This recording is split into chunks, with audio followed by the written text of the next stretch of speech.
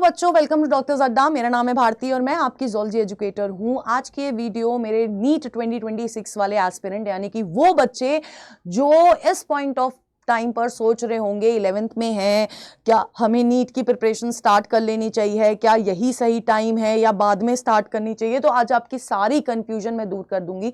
सबसे पहले तो मैं आज यहाँ पर आई हूँ आपकी हेल्प करने के लिए कि अगर आप नीट 2026 के लिए प्रिपेयर कर रहे हैं, क्लास 11th क्लास 12th के साथ अगर आप अपनी नीट की तैयारी कर रहे हैं, तो आपको किन चीज़ों पर बेसिकली ध्यान देना पड़ेगा। तो सबसे पहले आप लोगों को पता होना चाहिए कि क्या स्ट्रैटेजी फॉलो करनी है। उससे पहले आपको पता होना चाहिए क्या एग्जाम पैटर्न है, क्या सिलेबस आता है, किस तरह से पेपर कंडक्ट कराया जाता है, कौन कंडक्ट करा रहा है और क्या एलिजिबिलिटी क्राइटेरिया है। ये सारी नॉलेज आप लोगों को होनी चाहिए अगर मैं बात करूं, अगर आप नीट 2026 को क्रैक करना चाहते हैं। और यही सारी चीजें मैं आज आपके इस वीडियो में बताने वाली हूं कि आपको 2 साल ऐसा क्या करना है अपनी क्लास 11th और 12th के साथ साथ कि आप एक बार में नीट 2026 को क्लियर कर ले। क्योंकि नीट 2026 को क्लियर मुझे पता है वो हर बच्चा कर सकता है जिसने ये ठान लिया है, वो कंसिस्टेंट रहने के लिए तैयार है, वो हार्ड वर्क करने के लिए तैयार है। अगर आप इन सारी चीजों के लिए तैयार हो ना, तो आप नीट 2026 को क्लियर कर लेंगे। अब सबसे पहले मैं बात करूंगी, क्या इज इट पॉसिबल 2 साल में क्रैक करना? बिल्कुल पॉसिबल है बेटा जी। एम्स भी क्रैक कर सकते हैं, अच्छा गवर्नमेंट मेडिकल कॉलेज भी आप क्रैक कर सकते हैं। क्रैक करने के लिए सबसे पहली चीज आपको ये याद होनी चाहिए कि आप लोगों को इन टोटल अपना स्कोर जो रखना है, अपना एम जो रखना है, वो रखना है बेटा जी 700 प्लस।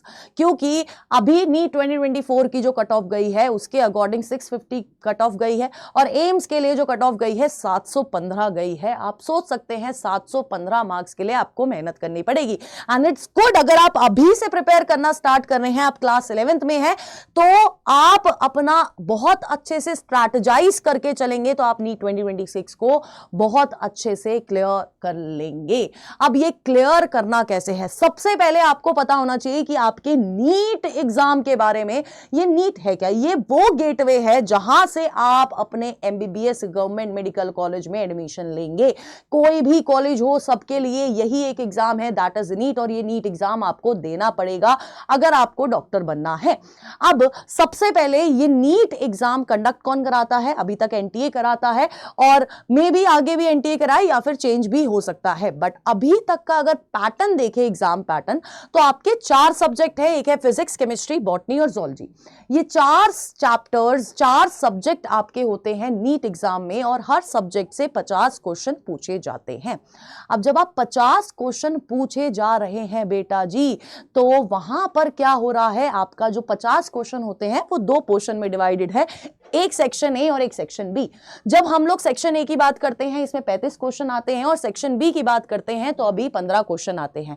अभी 15 क्वेश्चन मैं इसलिए बोल रही हूं क्योंकि मे बी आपके आने तक वो चीज चेंज हो जाए, क्योंकि अभी अभी जेई में इस साल को चेंजेस करे गए हैं।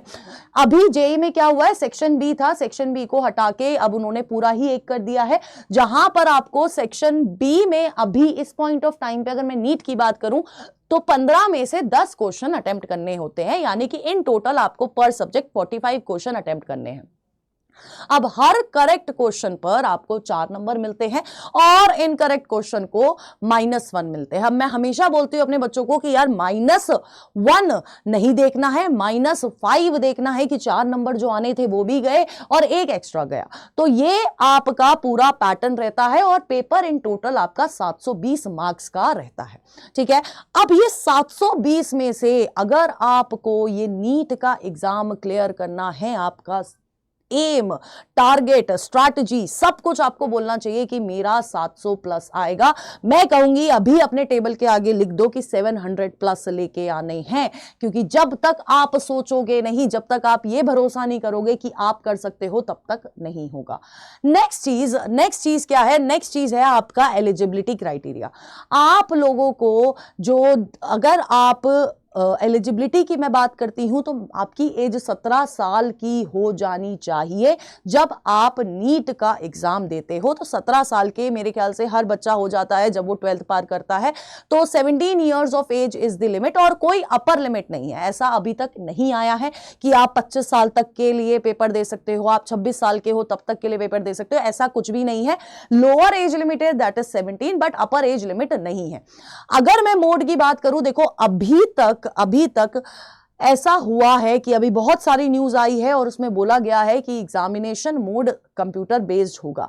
देखो नीट 2025 वालों, अगर तुम लोग ये वीडियो देख रहे हो तो यार ये तुम्हारे लिए तो सीबीटी नहीं होने वाला है, लेकिन नीट 2026 वालों तुम्हारे लिए कंप्यूटर बेस्ड हो सकता है, क्योंकि गवर्नमेंट ट्रांसपेरेंसी को लेके बहुत ज्यादा इस समय क्रूशियल बैठी है, क्रिटिकल बैठी है और वो चाहेगी कि ये सीबीटी मोड हो जाए।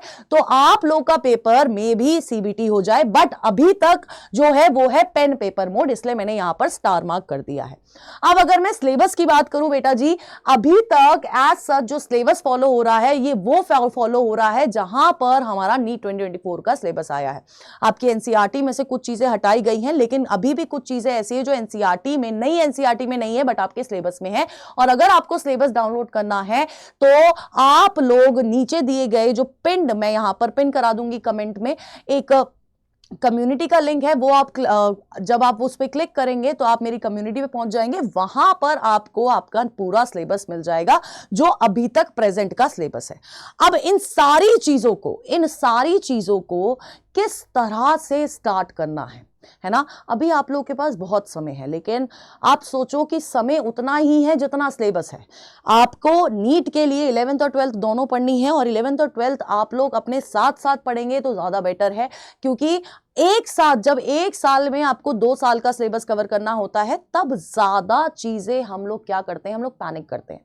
तो अगर आप अभी स्टार्ट कर रहे हैं तो सबसे पहले आप अपने आप को किसी बैच में एनरोल कर लीजिए, ऑनलाइन हो ऑफलाइन हो आपकी मर्जी है, बट अपने आप को किसी बैच में जरूर एनरोल कर लीजिए। बैच में एनरोल करने के लिए मैं इसलिए बोल रही हूं बेटा जी, क्योंकि ना बहुत एक हमें लगता है कि सेल्फ स्टडी से हो जाएगा और सेल्फ स्टडी बहुत जरूरी भी है, लेकिन एक मेंटरशिप, एक गाइडेंस जरूरी होती है जब हम लोग नीट जैसे एग्जाम की तैयारी कर रहे होते हैं। अब जब आप बैच में एनरोल कर लेते हैं, सबसे पहले आपको एक प्रॉमिस करना पड़ेगा खुद से कि मैं डेली लेक्चर अटेंड करूंगा, चाहे ऑनलाइन हो चाहे ऑफलाइन हो, ताकि मेरी कोई भी बैकलॉग क्रिएट ना हो। क्योंकि अगर बैकलॉग क्रिएट होगी तो वो मतलब ये ना एक साइकिल है, बैकलॉग क्रिएट होती जाएगी, तुम क्लियर करोगे फिर क्रिएट हो जाएगी, तो ये बैकलॉग क्रिएट नहीं होने देनी है। शुरू से ये दिमाग में सेट करके बैठना है कि यार कुछ भी हो जाए बैकलॉग तो क्रिएट नहीं होने दूंगा। नेक्स्ट, अपने खुद के नोट्स बनाने हैं। खुद के नोट्स यानी कि जो टीचर पढ़ा रहा है वो आपको उसमें लिखना है, और कहीं पर एनसीईआरटी की कुछ पर्टिकुलर लाइन हर टीचर, जैसे कि मैं हूं अपनी क्लास में, मेरी क्लास का अगर आप लेक्चर्स के नोट्स देखेंगे वहां पर आपको एनसीईआरटी भी मिल जाएगी, पीवाईक्यूज भी मिल जाएंगे, और पीवाईक्यूज के साथ साथ आपको वो कंटेंट मिलेगा जितना आपके सिलेबस में पूछा गया है। क्योंकि बहुत ज्यादा कंटेंट भी हमें नहीं चाहिए, बहुत ज्यादा थ्योरी भी हमें नहीं चाहिए, उतनी थ्योरी चाहिए जितना आपके सिलेबस में है, ताकि आप ओवरबर्डन ना हो। तो ऐसा ही आपको अपने नोट्स बनाने हैं, और हर चैप्टर के बाद अभी से आपको हर चैप्टर के शॉर्ट नोट्स बनाने हैं। बायोलॉजी में शॉर्ट नोट्स बहुत काम आते हैं, खासकर उस पॉइंट ऑफ टाइम पर जब आप रिवीजन की आपको जरूरत होती है, और ये आपके बोर्ड्स के लिए भी काम आ जाएंगे क्लास 12th में, और अभी क्लास 11th के पेपर होंगे उसमें भी काम आ जाएंगे, और नीट में तो ये शॉर्ट नोट्स काम आएंगे ही आएंगे। और शॉर्ट नोट्स का मतलब ये नहीं है कि आप कुछ छोड़ के फिर शॉर्ट नोट्स बना रहे हो, नहीं। शॉर्ट नोट्स का मतलब है आप टेबल, फ्लो चार्ट, ये सारी चीजें यूज कर रहे हो, बस उसको क्रिस्प फॉर्म में बना रहे हो, क्योंकि ये रिवीजन के लिए बहुत ज्यादा जरूरी होते हैं। अभी से मार्क कर लो कि शॉर्ट नोट्स हर चैप्टर के बनाऊंगा, फिजिक्स में फॉर्मूला शीट बनाऊंगा, केमिस्ट्री में एक पूरी रिएक्शन का चार्ट बना लूंगा, एक एक्सेप्शन का चार्ट बना लूंगा। तो ये सारी चीजें आपको याद रखनी है। तीसरी और बहुत ज्यादा इंपॉर्टेंट चीज है कि आपको हर लेक्चर के बाद हर चैप्टर में क्वेश्चन प्रैक्टिस करनी है। अभी से आदत डालोगे तो आपकी क्वेश्चन प्रैक्टिस अच्छी होगी, आपका क्वेश्चन को सोचने का तरीका, देखने का तरीका चेंज होगा और आपकी सिली मिस्टेक कम होंगी। अब आपको हर क्वेश्चन प्रैक्टिस के बाद, हर टेस्ट के बाद आपको अपने लिए एक नोटबुक अभी से बना लेनी है, जहां पर आप अपनी गलतियों को एनालाइज करेंगे, अपने वीक पॉइंट्स लिखेंगे, स्ट्रॉन्ग पॉइंट्स लिखेंगे, मिस्टेक्स लिखेंगे और क्या स्कोर रहा है आपका वीकली टेस्ट में वो लिखेंगे। और टेस्ट सीरीज भी ले लेना, जहां पर आपको मतलब महीने में एक टेस्ट आप दे रहे हैं या 2 टेस्ट दे रहे हैं, लेकिन टेस्ट सीरीज जरूर ले लेना और अपने स्कोर को एनालाइज करते हुए चलना। हर टेस्ट के बाद आप देखेंगे कि पिछले टेस्ट से मैंने कितनी कम गलतियां करी है, कौन सी गलती है जो मैं रिपीट करता हुआ आ रहा हूं, तो ताकि आपको अपनी चीजें बहुत क्लियर माइंडसेट से दिखे। क्योंकि जब तक माइंडसेट क्लियर है ना, मुझे ये पता है यार ये मेरा स्ट्रांग है, यहां पर मैं बार बार वीक पढ़ रहा हूं, तो उस पॉइंट ऑफ टाइम पर हमें पता है हमारी गलती कहां है, तो हम लोग उस चीज को ढंग से ट्रीट भी कर सकते हैं, क्योर कर सकते हैं। Because precaution is better than cure, है ना। हमें प्रिकॉशन लेते हुए चलना है, जिसके लिए हमें एक एनालिसिस वाली नोटबुक बनानी है। अब सबसे इंपॉर्टेंट है कि क्या बुक्स फॉलो करनी है मैम। देखो, बायोलॉजी के लिए मैं बहुत स्पेसिफिकली बात कर रही हूं, आपको अपनी एनसीईआरटी थ्योरी के लिए और क्लास नोट्स, है ना। जैसे कि आप मेरे क्लास नोट्स देखेंगे तो वहां पर आपको कुछ जो एक्स्ट्रा चीजें हैं, कुछ जो आपकी एनसीईआरटी में नहीं है बट इंपॉर्टेंट है, ये सारी चीजें आपको मेरे क्लास नोट्स में मिल जाएंगी। तो थ्योरी में बायोलॉजी के लिए अगर मैं बात करूं तो आपको सिर्फ एनसीईआरटी चाहिए और क्लास नोट्स चाहिए, इसके अलावा कुछ नहीं चाहिए। लेकिन क्वेश्चन प्रैक्टिस के लिए आप रेफरेंस बुक खरीद सकते हैं, लेकिन रेफरेंस बुक जब आप खरीदते हैं तो आपके दिमाग में एक चीज क्लियर होनी चाहिए कि यार उस रेफरेंस बुक में पीवाईक्यूज होंगे और PYQs chapter wise, topic wise होने चाहिए, एक साथ नहीं। पीवाईक्यूज होने चाहिए चैप्टर वाइज, टॉपिक वाइज, कि आज मैंने breathing and exchange of gases complete करा है, इसके पीवाईक्यूज करूंगा, तो पीवाईक्यूज होने चाहिए। एग्जाम्पलर के क्वेश्चंस होने चाहिए, क्योंकि एग्जाम्पलर से एज इट इज क्वेश्चन उठ के पूछे जाते हैं। एनसीईआरटी बेस्ड क्वेश्चन होने चाहिए, क्योंकि एट द एंड पेपर आना एनसीईआरटी से ही है। आप मेरे नोट्स देख लोगे तो आपको दिखेगा कि इधर से ही सारा पेपर आया है और कुछ भी बाहर से नहीं आया है, क्योंकि उतना ही कंटेंट जरूरी है इस पॉइंट ऑफ टाइम पे जितना आपके सिलेबस में है। और हर तरह के क्वेश्चन होने चाहिए, हर तरह के में मैं बोल रही हूं असर्शन रीजन वाले होने चाहिए, स्टेटमेंट बेस्ड होने चाहिए, मैच द फॉलोइंग होना चाहिए, फिल इन द ब्लैंक्स होना चाहिए। और जहां पर होता है ना कि कितनी स्टेटमेंट ट्रू है, कितनी स्टेटमेंट गलत है, वैसा मल्टीपल स्टेटमेंट करेक्ट इनकरेक्ट वाले क्वेश्चन होने चाहिए। अब ये कहां से मिलेगा, है ना। आप कोई रेफरेंस बुक अपनी मार्केट में, आप इन सारे पॉइंट्स को कवर करती हुई कोई रेफरेंस बुक ले सकते हैं, या फिर आप ले सकते हैं एनबीटीएस एनसीईआरटी कनेक्ट को मिला के एक महा प्रैक्टिस कॉम्बो है, वो आप अभी से आप परचेज कर सकते हैं, जिसमें आपका पीवाईक्यू भी है। एनसीईआरटी कनेक्ट में आपको हर टाइप के क्वेश्चंस मिल जाएंगे, ठीक है। और रिवीजन के लिए आप लोग टॉपर बॉक्स परचेज कर सकते हैं। बेसिकली अगर कोई 2025 वाला बच्चा देख रहा है तो वो टॉपर बॉक्स जरूर ले लेगा, क्योंकि रिवीजन एकदम यूं हो रहा है, यूं होता है। इनसे फ्लैश कार्ड है, हैंडबुक्स है यहां पर, और भी बहुत सारी चीजें हैं जो आपको इस टॉपर बॉक्स के अंदर मिल जाएगी। अब ये जो आपको, अगर आप अभी परचेज करते हैं तो आप लोग कोड यूज कर सकते हैं ZBBS। जब आप लोग ZBBS कोर्स को कोड से परचेज करेंगे बेटा जी, तो आप लोगों को डिस्काउंट भी मिल जाएगा। लेकिन मैं आपको 200% गारंटी के साथ बोलती हूं, अगर आप NBTS NCERT कनेक्ट ले लेते हैं, जहां पर आपको सब कुछ एज अ होल मिल रहा है महा प्रैक्टिस कॉम्बो के फॉर्म में, तो आप लोगों को नीट 2026 क्लियर करने से कोई भी नहीं रोक सकता है, ठीक है। क्योंकि जाके रेफरेंस बुक ढूंढने निकलोगे, इतने मैं बता रही हूं कि अड्डा 24/7 की ऐप से जाके ये ले लो, है ना। क्योंकि अगर ये ले ली, आपके बोर्ड्स में भी काम आएगी, आपके अभी से आपकी तैयारी में बहुत हेल्पफुल होने वाली है, और ये चीज ध्यान में रखना, सही में बहुत हेल्पफुल होने वाली है, ठीक है। तो इन सारी चीजों को बेटा जी आपको फोकस करते हुए चलना है। और आपको एक चीज, जब आप प्रिपेयर कर रहे होते हैं, एक चीज आपको हमेशा याद रखनी है कि आपको कंसिस्टेंट रहना पड़ेगा। क्योंकि स्टार्टिंग में जब आप प्रिपेयर करना लगते हो तो आपकी इंटेंसिटी होती है एकदम बढ़िया, है ना, कि यार बिल्कुल जोरों शोरों से तैयारी करेंगे, और फिर वो 1 महीना निकलता है जोरों शोरों से, 1.5 महीना, 2 महीना, और फिर वो ग्राफ पता है ऐसे जा रहा होता है। मतलब स्टार्टिंग में ऐसे, फिर ऐसे ऐसे ऐसे ऐसे ऐसे, और बाय द टाइम जैसे ही आपके 11th खत्म होंगे, मई जून का टाइम आएगा, वैसे ही आप बोलोगे यार अब मैं क्या करूं, अब मैं बाद में ही पढ़ूंगा।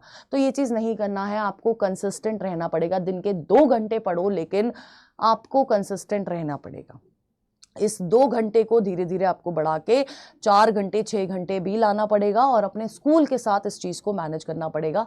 तो ये सारी चीज़ें हैं जो आपको फोकस्ड आपको रखनी है, अपने ऊपर अपना ध्यान रखना है कि यार मुझे ये सारी चीज़ें फॉलो करनी है। और सिलेबस के लिए कम्युनिटी का लिंक ज़रूर फॉलो कर लेना, वहाँ पर आपको सिलेबस मिल जाएगा और सिलेबस का प्रिंट आउट निकाल के अपने टेबल के आगे चिपका लो कि मुझे ये सारी चीज़ें कवर करनी है इन 1.5 साल में, क्योंकि 2 साल नहीं है 1.5 साल है। तो इन 1.5 सालों में आपको ये सारी चीज़ें कवर करनी है। और कोई भी डाउट हो, कुछ भी हो बेटा जी, कम्युनिटी पे आपको पर्सनल मेंटरशिप मिल रही है, वहाँ पर आप पूछ सकते हो, कमेंट बॉक्स में आप पूछ सकते हो। मैं हर जगह अवेलेबल हूँ। इनफैक्ट डॉक्टर जद्दा की सारी टीम हर जगह अवेलेबल है। आप बस अपनी प्रॉब्लम बताएं, आपको सोल्यूशन 110% मिलेगा। अगर आप चैनल पे नए हैं तो जल्दी से सब्सक्राइब कर लेना और press the bell icon and stay tuned on doctor Jadda. Thank you.